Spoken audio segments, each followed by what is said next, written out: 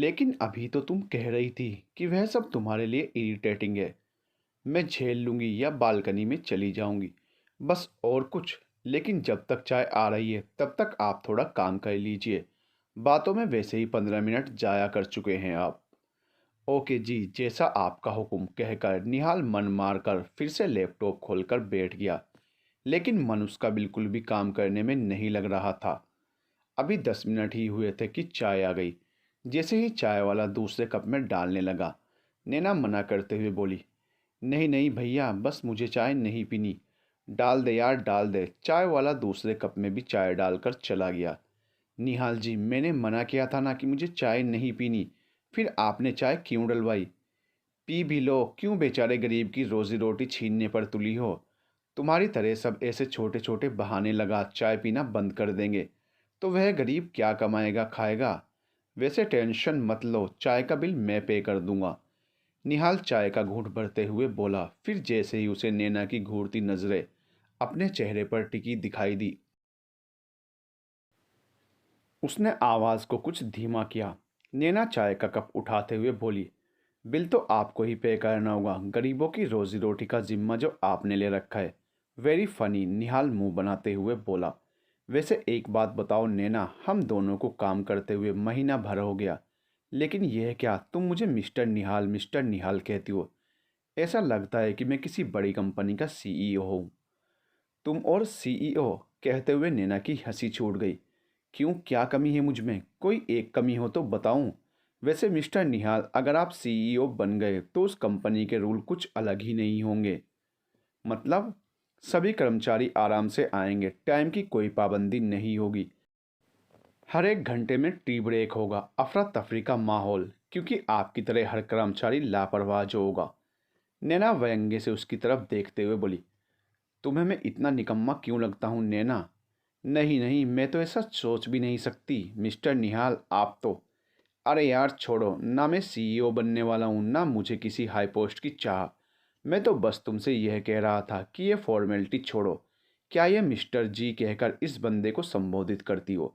यह औपचारिकताएं दूरी का एहसास कराती हैं। तो हम करीब कब थे?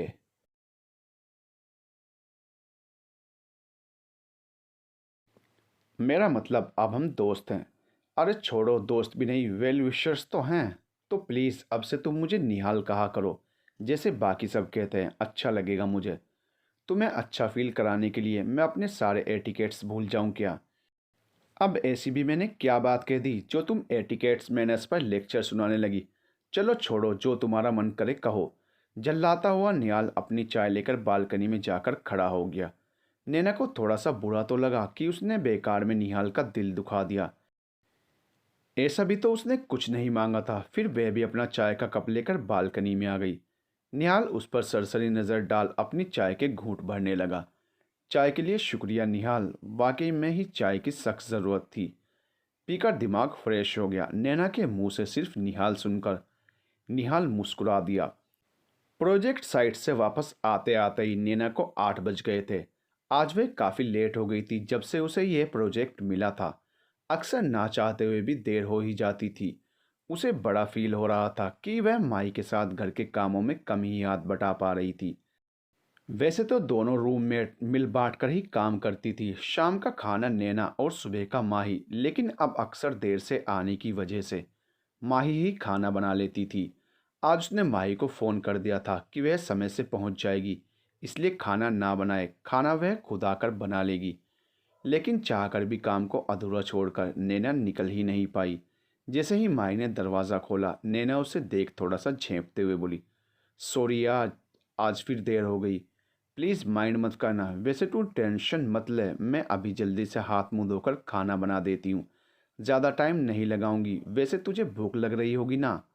कहते हुए नैना अपना सामान रख वॉशरूम में हाथ मुंह धोने चली गई। और जैसे ही बाहर निकली तो देखा टेबल पर माही ने खाना रखा हुआ था। यह क्या? मैंने कहा था ना मैं खाना बना दूंगी। यार मुझे बिल्कुल अच्छा नहीं लगता कि तुझ पर सारे काम का बोझ पड़े। ओ मैडम, ज़्यादा सेंटी मत हो, मैंने खाना बनाया नहीं बल्कि बाहर से मंगवाया है। लेकिन क्यों, खर्चा करने की क्या ज़रूरत थी? बहुत बड़ी गुड न्यूज़ है यार, और आज का खाना उसी गुड न्यूज़ की ट्रीट है। क्या गुड न्यूज़ है, बता जल्दी से। पहले तू बैठ तो सही, खाना खाते हुए तसल्ली से बताऊंगी, कहते हुए माई खाना सर्व करने लगी। अब तो बता दे क्या सस्पेंस क्रिएट कर रखा है तूने। अब मुझसे और इंतज़ार नहीं होता, नैना खाना खाते हुए बोली। गुड न्यूज़ ये है डियर कि मेरे भाई ने इंजीनियरिंग टेस्ट पास कर लिया है और उसका एक बहुत ही अच्छे इंजीनियरिंग कॉलेज में एडमिशन हो गया है और उससे बड़ी बात उसे स्कॉलरशिप भी मिलेगी। वाह माई, यह तो बहुत अच्छी खबर सुनाई तूने। इसमें जितनी तेरे भाई की मेहनत है, लेकिन तेरा योगदान भी कम नहीं। ईश्वर करे वह हमेशा ऐसे ही तरक्की के रास्ते पर आगे बढ़ता रहे। भाई इतनी अच्छी न्यूज़ के लिए ट्रीट तो बनती ही थी। रुको रुको, अभी एक और खुशखबरी है, माही मुस्कुराते हुए बोली। क्या बात है, क्या बात है, आज तो खुशखबरियों की बरसात हो रही है। अब ये खुशखबरी किससे रिलेटेड है? मेरी छोटी बहन से, पता है नैना, एक बहुत ही अच्छे घर से उसका रिश्ता आया है। लड़का अच्छा खासा पढ़ा लिखा है और एक बड़ी कंपनी में जॉब करता है। अच्छे पैसे वाले लोग हैं, कोई डिमांड भी नहीं उनकी। खुद आगे से रिश्ता मांगा है उन्होंने। मेरी बहन की तो किस्मत खुल गई। राज करेगी, बहुत तंगी देखी है उसने, माही थोड़ा भावुक होते हुए बोली। माही की बात सुन नैना के चेहरे पर बस एक फीकी सी मुस्कान आ गई। मुबारक हो माही, कहते हुए नैना हाथ धोने के लिए चली गई। माही को नैना का यह व्यवहार बड़ा अजीब सा लगा। उसने महसूस किया कि जैसे नैना उसकी बहन की शादी की बात सुनकर खुश नहीं थी। उसे यह तो पता था कि उसे शादी शब्द से कुछ नफरत सी है, लेकिन दूसरों के लिए क्यों? दूसरों की खुशी में खुश तो हो ही सकते हैं। जब नैना हाथ धोकर वापस लौटी तो माही ने उससे पूछ ही लिया, नैना मुझे ऐसा क्यों लग रहा है कि तुम मेरी बहन के रिश्ते की बात सुनकर खुश नहीं हो? नहीं, ऐसी बात नहीं है माही, नैना अपने चेहरे के भाव छुपाते हुए बोली। नहीं नैना, कुछ तो चल रहा है तुम्हारे मन में, बताओगी नहीं मुझे? नैना माही की तरफ देखते हुए बोली। माही, मुझे खुशी है कि तुम्हारी बहन का रिश्ता एक अच्छे घर में हुआ। लड़का पढ़ा लिखा और अच्छी पोस्ट पर है और जैसा कि तुमने कहा, वह अच्छे पैसे वाले हैं और उनकी कोई डिमांड नहीं। हाँ नैना, यही तो खुशी की बात है। उनसे हमारे घर के हालात छुपे नहीं, उसके बावजूद उन्होंने मेरी बहन की क्वालिफिकेशन और व्यवहार को देखकर रिश्ता मांगा है। माही, शायद तुम्हें मेरी बात बुरी लगे, लेकिन शुरू में सभी लड़के वाले और लड़का ऐसी बड़ी बड़ी बातें करता है, लेकिन बाद में वही बड़े बड़े मुंह खोलते हैं, और वह भी ऐसे समय पर जब लड़की वालों के पास उसकी मांग पूरी करने के सिवा कोई और चारा नहीं रह जाता। बहुत पत्थर दिल होते हैं यह पैसे वाले।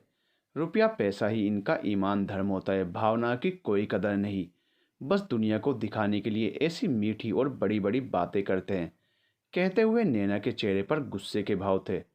मानती हूँ नैना की बहुत से रईस लोगों की यह मानसिकता रहती है, लेकिन सभी तो एक जैसे नहीं होते। अभी हमारे समाज में ऐसे बहुत से परिवार मिलेंगे जो धन दौलत दान दहेज से ज़्यादा लड़की के गुणों और संस्कारों को प्राथमिकता देते हैं।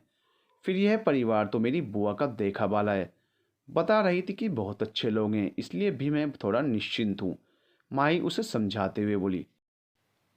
देखा भाला माई फुट, यह लोग जो देखे भाले जांचे परखे लगते हैं ना माई, ऐसे ही लोग भरी महफिल में दूसरों की पगड़ी उछालने में हिचकते नहीं। माई तू समझ नहीं रही, अमीर लोगों का ईमान धर्म सिर्फ रुपया पैसा होता है और सब दिखावा है इनका। कहते हुए नैना का चेहरा गुस्से से तमतमा गया। गुस्से से तमतमाती नैना को देख माई को बड़ा अजीब लगा। ऐसा क्या हो गया, या उसने ऐसा क्या कह दिया जो नैना इतना गुस्सा हो रही है? माई को अपनी तरफ अजीब सी नज़रों से घूरते देख नैना ने उससे अपनी आंखें चुरा ली और खुद को सामान्य करने लगी। इस कोशिश में उसकी आंखों में आंसू आ गए और वह फफक फफक कर रोने लगी। माई अभी तक उसकी नाराज़गी नहीं समझ पाई थी और अचानक से उसको यूं रोता देख वह हैरान रह गई। जिंदगी ने इसे ज़रूर कोई गहरा जख्म दिया है जो आज उसकी बातें सुन फिर से हरा हो गया। सोचते हुए माई उसके पास आई और उसके पास बैठ उसे चुप कराते हुए बोली, नैना प्लीज़ शांत हो जा, मुझे पता है कोई ना कोई बात है जो तुझे अंदर ही अंदर खाए जा रही है। कब तक उस दर्द को अपने सीने में दबा कर जिएगी? आज अपने आंसुओं के साथ उस दर्द को भी बहा दे। कहते हैं दुख बांटने से हल्का होता है, क्या तुम मुझे अपना नहीं समझती? ऐसी क्या बात है जो तुझे अंदर ही अंदर खा जा रही है? बता मेरी बहन, बता। माई का स्नेह भरा हाथ अपने सिर पर पाकर नैना फिर से फपक फपक कर रो पड़ी। माई ने भी उसे चुप नहीं कराया। वह चाहती थी कि जो दर्द का लावा उसके सीने में बरसों से दफन है। आज उसका आंसुओं के साथ बह जाना ही अच्छा है। हर रोज़ की तरह निहाल आज भी 10-15 मिनट लेट ही था, लेकिन आज वह नैना के टोकने के बाद भी कुछ नहीं बोला और चुपचाप अपनी सीट पर बैठ काम करने लगा। नैना को बड़ा अजीब लगा, रोज़ उसकी बातें सुन चुगलबाजी करने वाला निहाल चुपचाप कैसे बैठ गया। उसे लगा शायद घर से ही मूड खराब हो या रास्ते में कुछ बात हुई हो, लेकिन अपने अंतर्मुखी स्वभाव के कारण वह उससे कुछ पूछ ना सकी।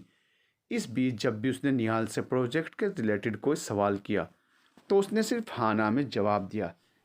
यहाँ तक कि हर 1-1.5 घंटे बाद टी टाइम का बहाना उठाने वाला निहाल सीट पर जमा बैठा था। आखिर नैना से रहा नहीं गया और उसने ना चाहते हुए भी निहाल से पूछ लिया, क्या बात है निहाल, आज बड़े चुप चुप हो, सब कुछ ठीक ठाक? आज चाय के लिए भी नहीं उठे? सब ठीक है, बस मन नहीं कर रहा था। कहते हुए निहाल टेबल पर थोड़ी देर सिर नीचे करके बैठ गया। तबीयत ठीक नहीं है तुम्हारी? निहाल ने मुंह नीचे करे करे हुए ही जवाब दिया। उसकी तरफ से रूखा सा जवाब पाकर नैना फिर से अपने काम में जुट गई। 10-15 मिनट बाद उसका ध्यान फिर से निहाल पर गया। वह वैसे ही टेबल पर सिर झुकाए बैठा हुआ था। कुछ तो गड़बड़ है सोचते हुए नैना अपनी सीट से उठ गई और निहाल के पास आकर धीरे से बोली, निहाल निहाल। लेकिन निहाल तो जैसे नीम बेहोश था, उसे कुछ सुना ही नहीं दिया। अब नैना घबरा गई। उसने धीरे से अपना हाथ आगे बढ़ाया और हिम्मत कर निहाल के माथे पर रख दिया और उसका अंदाज़ा सही निकला। निहाल को तो बहुत तेज़ बुखार था, माथा भट्टी की तरह तप रहा था। उसने चाय के लिए फ़ोन कर दिया और थोड़ी ही देर में चाय वाला 2 चाय लेकर ऊपर आ गया। उसके जाने के बाद नैना ने निहाल के पास बैठते हुए उसे धीरे से उठाया। निहाल उठो, उठो निहाल। नैना की आवाज़ सुनकर निहाल हड़बड़ाकर सीधा बैठ गया और फिर उसकी तरफ देखते हुए बोला, ओह सॉरी नैना, आँख लग गई थी। मैं अभी मुंह धोकर आता हूँ, कहीं जाने की ज़रूरत नहीं। आप यहीं बैठिए। और आपने बताया क्यों नहीं आपको इतनी तेज़ बुखार है? और जब इतनी तेज़ बुखार था तो आने की क्या ज़रूरत थी? छुट्टी लेकर घर पर आराम करते। दवाई ली आपने? फिर अब तक असर क्यों नहीं हुआ? झूठ बोल रहे हो ना आप। कुछ घर से खाकर चले थे? निहाल कुछ नहीं बोला। बुखार का खुमार उस पर ज़्यादा ही चढ़ा हुआ था।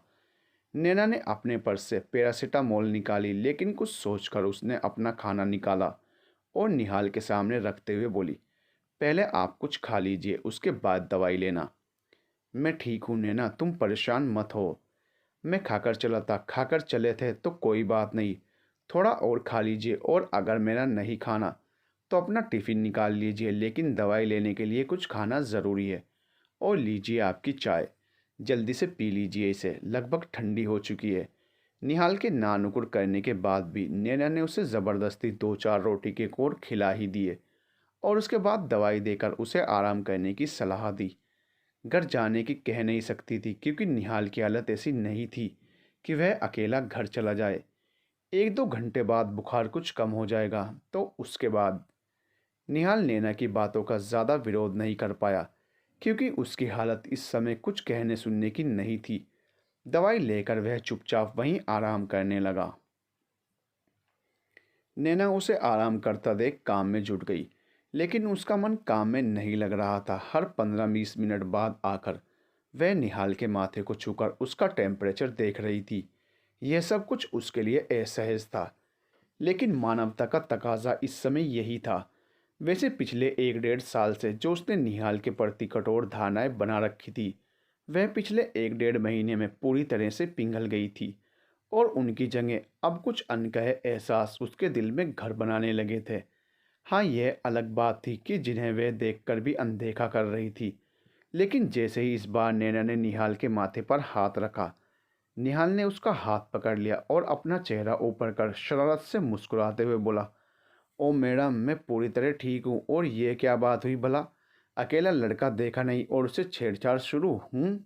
अचानक से इस सब के लिए नैना तैयार नहीं थी। वह एकदम से चौंक गई और उसने अपना हाथ पीछे खींच लिया और जल्दी से जाकर अपनी कुर्सी पर बैठ गई। यहाँ तक कि उसे निहाल की बात का जवाब ही नहीं सूझा। पता नहीं क्यों वह चाहकर भी कुछ बोल ही नहीं पाई। फिर थोड़ा संभलते हुए बोली, आपको और मैं छेड़ूंगी? सोच भी कैसे लिया अपना? वह तो इंसानियत के नाते आपका हालचाल जान रही थी। घर से आ गए बुखार में मुझे परेशान करने के लिए, और वैसे भी कुछ ज़्यादा ही सीरियस हो जाते तो प्रोजेक्ट की सारी जिम्मेदारी मेरे गले आ पड़ती। बस और कुछ नहीं, सच में प्रोजेक्ट के लिए परेशान हो रही थी या कुछ और बात थी? कहीं बंदे का जादू, जादू माय फुट, आप कभी नहीं सुधर सकते। मैं ही बेवकूफ़ थी जो पिछले 2 ढाई घंटे से आपके लिए परेशान हो रही थी, पड़ा रहने देती आपको ऐसे ही बुखार में। लेकिन कहा ना, तब भी मेरी मुसीबत बढ़ती। बाय द वे, इतने बुखार में आप घर से चले ही क्यों थे? नैना उसे घूरते हुए बोली। क्या करूं नैना, चाहकर भी छुट्टी नहीं कर सकता था। निहाल मासूमियत से उसकी तरफ देखते हुए बोला। क्यों भला? नैना ने भी मीठी सी आवाज़ में पूछा। आदत हो गई है ना यार, जब तक तुम्हारी यह घूरती हुई आंखें ना देख लूं, तुमसे दिन में 2 4 डांट ना खा लूं, चैन ही नहीं मिलता। मुझे पता था घर पर मैं दवाई ले भी लेता, लेकिन आराम नहीं पड़ता। आदत जो हो गई है तुम्हारी। निहाल हंसते हुए बोला। मैं जो कुछ कहती हूँ आपकी भलाई के लिए, मेरा मतलब है प्रोजेक्ट के लिए। बस 15 दिन बचे हैं, उसके बाद कोई आपको रोकने टोकने वाला नहीं होगा। चाहे जल्दी आओ या देर से, काम करो या नहीं। नैना चिढ़ते हुए बोली। अरे यार, तुम तो बुरा मान गई। मैं तो मजाक कर रहा था। घर पर रहता तो कौन मेरी इतनी सेवा पानी करता, कौन मेरे लिए इतना परेशान होता। एक बात कहूँ नैना, जितनी तुम रूड लगती हो उतनी हो नहीं। आज मुझे बीमार देख तुम खुद कितनी दुखी हो गई थी। बिल्कुल मेरी माँ की तरह मेरी फिक्र व सेवा कर रही थी। ये जो मैं 1.5 2 घंटे से भला चंगा नजर आ रहा हूँ, तुम्हारी सेवा और दुआ का असर है। थैंक्स नैना। अब इतना भी मस्का लगाने की ज़रूरत नहीं है। मैंने कहा ना, ये सब मैंने इंसानियत के नाते किया और कुछ नहीं। वैसे अभी आप इतने सही भी नहीं हुए जो तोते की तरह लगातार बोले जा रहे हो। ज़ुबान को थोड़ा आराम दो और चलो, थोड़ा बहुत खाकर थोड़ा आराम और कर लो। नैना टिफ़िन निकालते हुए बोली। लेकिन काम? निहाल टेबल पर पड़ी फाइलों को देखते हुए बोला। ओहो, देखो तो इनकी सिंसेरिटी। आज ने बीमारी में काम दिखाई दे रहा है, और वैसे रोज काम से बचने के बहाने ढूंढते थे। आज आराम करो जिससे बुखार पूरी तरह सही हो जाए, वरना कल फिर से औंधे मुंह गिरे दिखाई दोगे। और मैं 2 दिन का हर्जाना सहन नहीं कर सकती, समझे निहाल जी? नैना उसके सामने खाना रखते हुए बोली। जी मैडम, निहाल जोर से बोला। सुनकर नैना को हंसी आ गई। आज होटल ग्रैंड इन में राघव व कंपनी हेड्स ने मिलकर नैना व निहाल के प्रोजेक्ट की सक्सेस पार्टी रखी थी। राघव के साथ साथ पूरा मैनेजमेंट और साथ ही सभी एम्प्लॉय हैरान थे कि नैना और निहाल ने मिलकर तय समय से पहले प्रोजेक्ट कंप्लीट ही नहीं किया, बल्कि इसकी इतनी शानदार प्रेजेंटेशन दी कि देखने वाले दांतों तले उंगली दबाकर रह गए। राघव के साथ साथ लगभग सभी स्टाफ मेंबर आ चुके थे। सबको इंतज़ार था नैना व निहाल का, और जल्द ही इंतज़ार की घड़ियां ख़त्म हुई। जैसे ही निहाल और नैना ने हॉल में कदम रखा, सबकी नज़रें उन दोनों पर एक पल के लिए ठहर गई। आज नैना ने दूसरे दिनों से हटकर ब्लैक कलर की स्लीवलेस वन पीस ड्रेस व हाई बन जूड़ा, गले में स्लीव सा नेकलेस पहना था, तो निहाल ने लाइट ब्लू कलर का सूट पहना था। दोनों ही आज बहुत खूबसूरत लग रहे थे। कामयाबी की चमक दोनों के चेहरे पर साफ झलक रही थी। तालियों की गड़गड़ाहट से सबने उनका स्वागत किया। राघव ने खुद आगे बढ़कर दोनों का स्वागत किया। वह उनकी सक्सेस के लिए बधाई दी। अपना इतना वार्म वेलकम पाकर दोनों बहुत खुश थे। कुछ देर बाद ही मैनेजिंग डायरेक्टर भी आ गए, और उसके बाद कार्यक्रम की शुरुआत हुई। बारी बारी से सबने निहाल व नैना के बारे में 2 शब्द कहे। वे कंपनी का मोमेंटो देकर उनको शुभकामनाएं दी।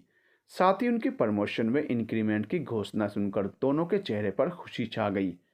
इन सब ऑफिशियली औपचारिकताओं के बाद पार्टी का असली दौर शुरू हुआ, जिसका सभी को बड़ी देर से इंतजार था। यानी कि खाना पीना, डांस, मस्ती, शराब और शवाब का दौर शुरू हो चुका था। हर कोई झूम रहा था, कोई मस्ती में चूर, कोई नशे में। नैना के लिए यह सब बिल्कुल नया था, साथ ही हैरान कर देने वाला। उन्हें देख देख कर उसकी आंखें फटी जा रही थी। सबका एक नया ही रूप देखने को मिल रहा था। ऐसा नहीं कि पिछले 1 1.5 साल में कोई ऐसी ऑफिशियल पार्टी हुई ही ना हो। होती थी, लेकिन नैना कभी उसमें गई ही नहीं। माही के लाख मनाने के बाद भी वह अपनी जिद पर अड़ी रहती थी, लेकिन आज वह चाहकर भी मना नहीं कर सकती थी, क्योंकि यह पार्टी उसके लिए ही रखी गई थी। यह सब देख उसे उकताहट हो रही थी। इतनी देर में माही उसके पास आई। उसके हाथ में गिलास देख नैना का मुंह बन गया। उसकी बिगड़ी शक्ल देखकर माही हंसते हुए बोली। ओ मैडम, ज़्यादा शक्ल बिगाड़ने की ज़रूरत नहीं। सॉफ्ट ड्रिंक है, विश्वास कर। और तू यहाँ की चुपचाप बैठी हुई है, चल यार, तेरी पार्टी और तू ही नहीं। चल थोड़ा डांस कर, मज़ा आएगा। देखना सब कितनी मस्ती कर रहे हैं। माई उसका हाथ पकड़ते हुए बोली, देख रही हूँ सबकी मस्ती को, अच्छे से देख रही हूँ। नैना मुंह बिचकाते हुए बोली, अरे ये तू क्या उठपटांग सोचने लगती है। चलना थोड़ा चिल कर। नहीं माही, मेरा मन नहीं, तू जा। तुझे लिए बगैर नहीं जाऊंगी मैं, माही लगभग उसका हाथ खींचते हुए बोली। सबको अपनी तरफ घूरता देख नैना चुपचाप उठकर उसके साथ चल दी। डांस फ्लोर पर ना चाहते हुए भी उसे माही के साथ कदम थिरकाने ही पड़े। इतनी देर में राघव वहां आ गया और उसने नैना को अपने साथ डांस करने के लिए प्रपोज किया। सुनकर नैना के हाथ पैर ठंडे हो गए। तभी माही ने उसका हाथ तेजी से दबा दिया। नैना समझ गई माही क्या कहना चाहती है, इसलिए उसने हाँ में गर्दन हिला दी और वह चुपचाप राघव के साथ डांस करने लगी। राघव ने धीरे से उसकी कमर को पकड़ा और कंधे पर हाथ रखकर डांस करने लगा। नैना के लिए यह सब बड़ा ही इरिटेटिंग था। उसका मन कर रहा था कि सब कुछ छोड़ छाड़ कर भाग जाए, लेकिन नहीं, वह ऐसा नहीं कर सकती थी। इसलिए चेहरे पर झूठी मुस्कान बिखेर वह राघव के कदम के साथ कदम मिलाने लगी। लेकिन हॉल के दूसरे कोने में कोई खड़ा था, जिसके लिए यह सब नैना से भी ज़्यादा असहनीय था। उसे बिल्कुल सहन नहीं हो रहा था कि कोई नैना को हाथ लगाए और उसके साथ डांस करे। इसलिए वह तेजी से डांस फ्लोर पर उन दोनों के पास आया और मुस्कुराते हुए बोला, मैं आई। ओ श्योर, कहते हुए राघव मुस्कुराते हुए वहां से हट गया और माही के साथ डांस करने लगा। और नैना राघव के थोड़ा दूर जाते ही उसे घूरते हुए बोली, तुम हाथ पीछे हटाओ निहाल, मुझे नहीं करना डांस। यह तो बड़ी नाइंसाफ़ी है नैना, मैं देख रहा था तुम राघव सर के साथ तो कितना मुस्कुरा कर डांस कर रही थी, और मेरे आते ही इतना गुस्सा, क्या कांटे लगे हैं मेरे हाथों में। मैं तो सोच रहा था इन 2 महीनों के साथ और प्रोजेक्ट की सक्सेस ने हम दोनों के बीच एक अच्छी वाली दोस्ती का रिश्ता कायम कर दिया होगा। क्या मैं सही सोच रहा था? निहाल शरारत से मुस्कुराते हुए नैना की आंखों में झांकते हुए बोला, बिल्कुल गलत सोच रहे थे तुम, हम और दोस्त कभी नहीं बन सकते। सुना है कभी आग और पानी एक साथ रहते हैं, नहीं ना। और वैसे भी निहाल, तुम्हें पता है इस प्रोजेक्ट की सक्सेस में तुम्हारा कितना परसेंट योगदान है। नैना अपने गुस्से को मुस्कुराहट के पीछे छुपाते हुए बोली, 100% मिस नैना। दिल बहलाने के लिए गाली भी ये ख्याल अच्छा है, ये तो मुझे पता है तुमने कितना अपना 100% दिया। अब आज के दिन मेरा मुंह मत खुलवाओ और तुम आज के दिन इतना गुस्सा मत हो। वैसे एक बात कहूँ नैना, आज इस ड्रेस में तुम बहुत खूबसूरत लग रही हो, नजरें ही नहीं हट रही तुम्हारे चेहरे से। उसकी बात सुन एक बार तो नैना के पूरे बदन में सिहरन सी दौड़ गई और साथ ही नजरें शर्मो हया से झुक गई।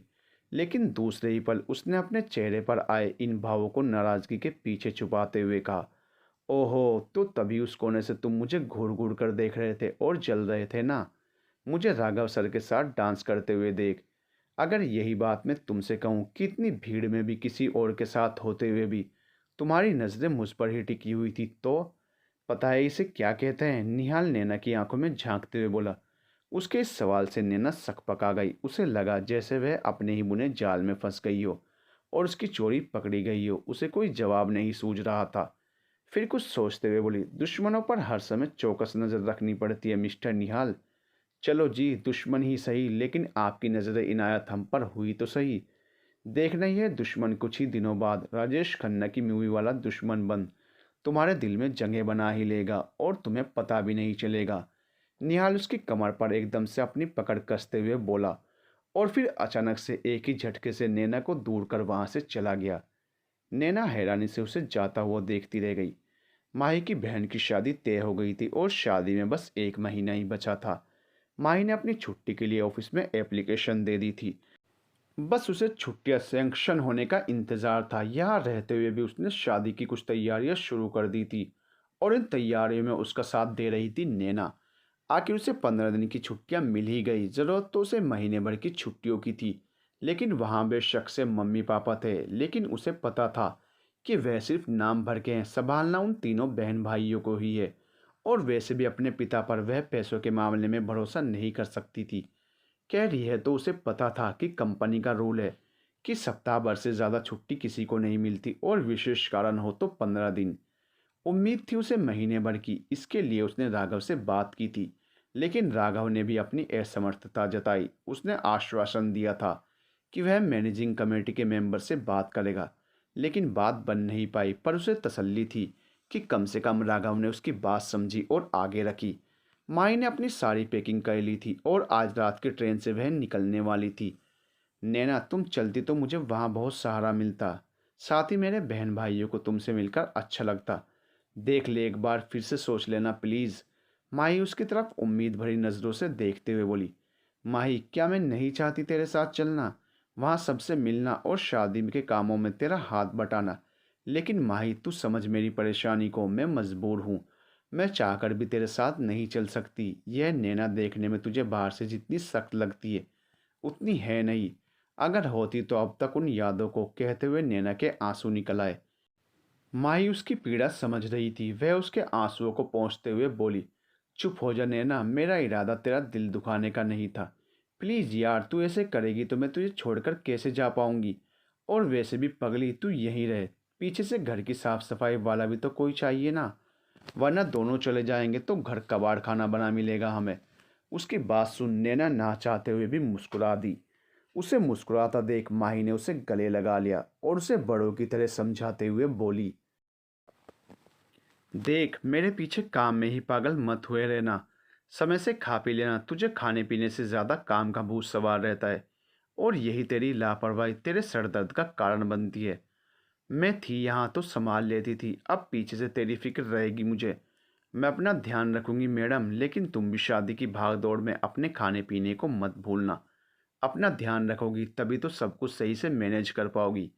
माही उसकी बात सुन हाँ में सिर हिलाते हुए मुस्कुरा दी। तेरी बहुत ज़रूरत है मुझे यार, लेकिन कह नहीं पाई। शाम को दोनों ही सहेलियां एक दूसरे से दूर होते समय भावुक हो गई थी। माई को अपने घर गए हुए एक सप्ताह होने को आया। दोनों सहेलियां इस बीच फ़ोन पर एक दूसरे से संपर्क में थी। माई को जब भी कोई परेशानी होती वह नैना को ही याद करती और नैना उसकी परेशानी का सॉल्यूशन चुटकियों में निकाल देती। जैसे जैसे शादी पास आ रही थी, व्यस्तता के चलते माई की नैना से कम ही बात हो पाती थी। नैना इसे समझती थी। इधर पिछले 2 दिनों से नैना ऑफिस नहीं आई थी। निहाल और नैना ने जब से प्रोजेक्ट पर साथ काम किया था, दोनों में एक चुलबुला दोस्ती का रिश्ता बन गया था। नैना को ऑफिस में ना पाकर निहाल को एक खालीपन सा लग रहा था। वैसे उसे अजीब भी लग रहा था, क्योंकि इन सालों में नैना ने शायद ही कभी छुट्टी की हो। उसने पहले दिन उसे फ़ोन किया तो एक दो बात करने के बाद ही नेटवर्क ना आने के कारण फ़ोन कट गया और अगले दिन तो नैना का फ़ोन स्विच ऑफ ही था। आधा दिन निहाल का बेचैनी में निकल गया। उसे नैना की फिक्र हो रही थी। वह ठीक तो है, अगर ठीक है तो फ़ोन स्विच ऑफ क्यों। इन प्रश्नों में उलझे निहाल ने ऑफिस से हाफ डे लिया और सीधे नैना के घर की तरफ रुख किया, क्योंकि इसे पता था अगर वह ऑफिस ख़त्म होने के बाद जाएगा तो ज़्यादा समय हो जाएगा और उसके पीजी में 7 बजे के बाद जेंट्स की एंट्री नहीं। पीजी में एंट्री करते ही उसने नैना के रूम के बारे में पूछा। सीधा वहां पहुंच दरवाजे की घंटी बजा दी, पर काफ़ी देर बेल बजाने के बाद भी जब दरवाज़ा नहीं खुला तो उसे घबराहट होने लगी। उसने फिर एक बार कोशिश की और बेल बजाई तो नैना ने दरवाज़ा खोला। निहाल को सामने खड़ा देख वह चौंकते हुए बोली, तुम? हाँ, मैं सुबह से तुम्हें फ़ोन मिला रहा हूँ, तुम्हारा फ़ोन स्विच ऑफ आ रहा था, इसलिए तुम्हें देखने चला आया। तबीयत ठीक नहीं है ना तुम्हारी? निहाल उसके चेहरे को गौर से देखते हुए बोला, हाँ नहीं, हाँ नहीं। अच्छा चलो पहले अंदर चलो, यहाँ खड़े खड़े सब हाल चाल जान लोगे क्या? उसके अंदर आने के बाद नैना ने दरवाज़ा बंद किया और वहीं पास पड़ी कुर्सी पर निढाल सी बैठ गई। कुछ कहने सुनने की हालत में नहीं थी वो। निहाल ने उठकर उसके माथे पर हाथ लगाया और जिसका अंदेशा था वही निकला। नैना को बहुत तेज़ बुखार था। ये देख निहाल थोड़ा सा घबरा गया। नैना, तुम्हें तो बहुत तेज़ बुखार है, तुमने मुझे बताया क्यों नहीं, और दवाई ली तुमने? नैना ने हाँ में गर्दन हिला दी। कुछ खाया पिया? नैना चुप रही। उसकी आंखें बुखार के कारण बंद हुए जा रही थी। यह देख निहाल ने उसका हाथ पकड़कर उसे बिस्तर तक पहुंचाया और आराम करने के लिए कहा। नैना को लिटा वह किचन में गया तो देखा किचन में रात के चाय के बर्तन व एक प्लेट में ब्रेड रखा था। निहाल समझ गया कि दवाई असर क्यों नहीं कर रही। उसने किचन में रखे डब्बों को टटोला और उसमें से खिचड़ी का सामान निकाल कुकर में जैसे तैसे खिचड़ी बनने के लिए रख दी। फिर वह एक बर्तन में ठंडा पानी लेकर बाहर आया और नैना के माथे पर ठंडे पानी की पट्टियाँ रखने लगा। नैना नीम बेहोशी की हालत में थी। नैना को पीड़ा में देख वह दुखी हो गया। कैसी जिद्दी लड़की है, अपनी में ही रहती है, बता नहीं सकती थी अपनी बीमारी के बारे में। क्या मैं इतना पराया हूँ? उसे मन ही मन नैना पर गुस्सा भी आ रहा था और प्यार भी। नींद में कितनी मासूम लग रही थी नैना। ठंडे पानी की पट्टियों का असर था कि नैना की आंखें धीरे धीरे खुलने लगी। अब कैसा महसूस कर रही हो नैना? नैना कुछ नहीं बोली, सिर्फ नज़रों से अपने थोड़ा सही होने की बात कही उसने, जिसे निहाल समझ गया। वह मुस्कुराते हुए बोला, अच्छा उठो और कुछ खा पी लो, शरीर में कुछ जाएगा तभी दवाई ले सकोगी। निहाल, खाने का बिल्कुल मन नहीं मेरा, नैना ने बड़ी मुश्किल से जवाब दिया। मन नहीं, अभी थोड़ा सा खा लो, चलो उठो। निहाल ने सहारा देकर उसे उठाया और फिर उसकी कमर के पीछे तकिया लगाते हुए बोला, मैं अभी आया। यह कहकर वह किचन से उसके लिए एक प्लेट में थोड़ी सी खिचड़ी लेकर आया और उसके सामने खिचड़ी की प्लेट रखते हुए बोला, चलो एक दो चम्मच खाओ। निहाल, मुझसे नहीं खाया जाएगा। क्यों नहीं खाया जाएगा? इतनी मुश्किल से तो मैंने यूट्यूब पर देखकर खिचड़ी बनाई है और तुम कहती हो तुमसे खाई नहीं जाएगी। प्लीज़ यार, मेरी मेहनत पर पानी मत फेरो, एक दो चम्मच खा लो। निहाल बेचारा सा मुंह बनाते हुए बोला। उसका चेहरा देख नैना के चेहरे पर हल्की सी मुस्कान आ गई और वे कांपते हाथों से चम्मच उठाने लगी। यह देख निहाल बोला, रहने दो रहने दो, सिपाही तो लगता है पूरी तरह पस्त है। चलो आज ये बंदा तुम्हें अपने हाथों से खिलाएगा। नहीं निहाल, तुम परेशान मत हो यार, तुम बीमारी में भी कितने सवाल जवाब करती हो। अब बिल्कुल चुप, बस मेरी बनाई खिचड़ी का आनंद लो। कहते हुए निहाल ने उसके मुंह में चम्मच डाल दी। उसकी प्यार भरी मनुहार के आगे नैना कुछ न बोल पाई और चुपचाप खाने लगी। अगले दिन निहाल ऑफिस ना जाकर सीधा नैना के पास ही पहुंच गया। उसे सुबह ही आया देख नैना चौंकते हुए बोली, तुम ऑफिस नहीं गए? नैना, लगता है बुखार तुम्हारे दिमाग में चढ़ गया है। अरे यार, ऑफिस जाता तो यहाँ कैसे आता? निहाल अपने साथ लाए फल फ्रूट एक तरफ रख हंसते हुए बोला, मजाक छोड़ो, जब मैंने सुबह तुम्हें बता दिया था कि मेरी तबीयत ठीक है तो छुट्टी करने की क्या ज़रूरत थी? मैं मैनेज कर लेती। हाँ हाँ, पता है तुम सुपर वूमेन हो, तुमने अकेले ही प्रोजेक्ट पूरा कर दिया था, लेकिन मैं तुम्हारे जितना स्ट्रांग इंसान नहीं। बहुत ही नरम दिल का बंदा हूँ मैं। अब मुझे तुम अपना दोस्त मानो या ना मानो, लेकिन मैंने तो मान लिया और अपने दोस्त को बीमार छोड़ मैं ऑफिस जाऊँ, यह मेरे एटिकेट्स नहीं नैना। वैसे भी मैं कितना भी कर लूँ, बॉस की नज़रों में मैं वही खिलदंट लापरवाह रहूँगा, जैसे कि तुम भी कहती आई हो। तो छोड़ो ना, उतना ही करो जितना शरीर व दिमाग साथ दे। ओवरलोड लेना मैं कभी पसंद नहीं करता, ये तो तुमने भी मेरे साथ काम करते हुए अच्छे से जान लिया होगा। निहाल आराम से कुर्सी पर बैठते हुए बोला, अपनी तारीफों के पुल बांध लिए हो तो मिस्टर निहाल, में चाय बना कर ले आऊं? ना ना नैना, चाय मैं बनाऊंगा। छुट्टी किस लिए ली है मैंने? तुम्हारी सेवा के लिए ना। निहाल उसकी तरफ देख मुस्कुराते हुए बोला। नैना उसे अपनी तरफ मुस्कुराता देख थोड़ा शर्मा गई और चुपचाप कुर्सी पर बैठ गई। निहाल का यह अपनापन उसे अच्छा लग रहा था। सही तो कह रहा है निहाल, 2 महीने के साथ ने उन दोनों के बीच वाकई में ही एक अनकहा रिश्ता जुड़ गया है, जिसे नैना देखकर भी अनदेखा कर रही थी। लेकिन निहाल ने नाना करते हुए भी उसके दिल के किसी कोने में अपनी जगह बना ही ली थी और उसमें नैना की मौन स्वीकृति तो थी ही, वरना पिछले कुछ सालों में उसने आज तक अपने दिल के दरवाजे फिर किसी के लिए नहीं खोले थे। लीजिए मिस नैना, निहाल के हाथों की बनी गर्मा गर्म अदरक वाली चाय, और पीकर बताइए कैसी है। नैना ने धीरे से एक चाय का एक घूंट भरा और मुस्कुराते हुए हाथ से बढ़िया का इशारा कर दिया। यह बिस्कुट और ब्रेड भी लो, खाली चाय गैस बनाएगी। निहाल उसको बच्चों की तरह डपटते हुए बोला, अच्छा बताओ क्या खाना पसंद करोगी, क्या बनाऊं? निहाल, मैं ठीक हूँ, मैं खुद बना लूँगी, तुम परेशान मत हो।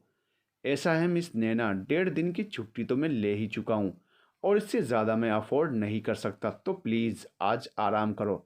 अगर कल की भी मैंने छुट्टी की तो राघव मुझे अपनी नज़रों से भस्म कर देगा। निहाल झूठा गुस्सा दिखाते हुए बोला, क्या बात है निहाल, क्या बात है? मेरे डायलॉग मुझ पर ही चिपकाए जा रहे हो? महान लोगों की बातें जितनी जल्दी याद कर ली जाएं उतनी जल्दी जीवन में सफलता मिलती है, ऐसा मैंने किसी से सुना है।